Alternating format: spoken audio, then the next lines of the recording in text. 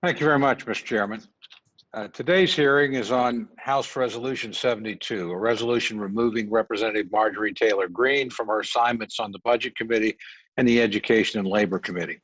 I want to be very clear at the outset that I find Congresswoman Greene's comments deeply offensive, using vile anti-Semitic slurs, degrading those with special needs, endorsing violence against political leaders, and further victimizing those who have suffered unimaginable trauma is absolutely repugnant and is unbecoming of any member of Congress.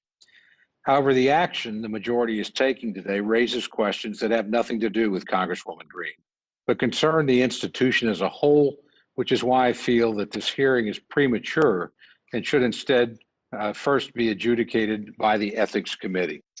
Proceeding down the current path establishes a new standard, not only for what members of Congress say before they are elected, but also what rights the majority party has to dictate the committee assignments of the minority members. Throughout the history of this institution, majority and minority have respected the right of each side to assign their members to committees. And it's also been the responsibility of each side to hold their members accountable for unacceptable behavior.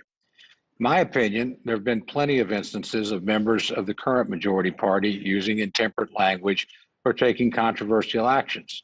Actions, I will add, that went unchecked by Democratic leadership. As was then and is now, if one side feels that the other is not taking the appropriate corrective or punitive action, the Bipartisan Ethics Committee exists to adjudicate matters related to the official code of conduct. This would certainly be an appropriate course of action in this case.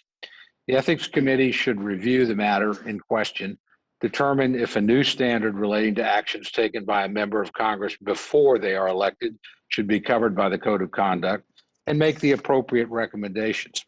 Doing anything different would risk sending the institution down a precarious path, and the end of which we cannot predict. So I would strongly urge this committee to consider an alternative course of action before it's too late.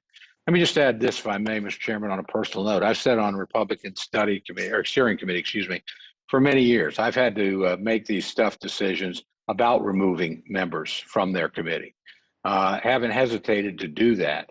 I think that's a function that goes with those jobs. I do worry a lot about the precedent of another party choosing to do it. This is early in the session. There are genuine questions to be raised here. And in my view, we ought to follow a process that will allow us in a deliberative way to establish the facts, to discuss the implications, and move from there. So I don't want you to take my statement as suggesting that I don't think action is appropriate. I just think the appropriate action is for the Ethics Commission to look at this, and that's how we should proceed. So with that, Mr. Chairman, I yield back.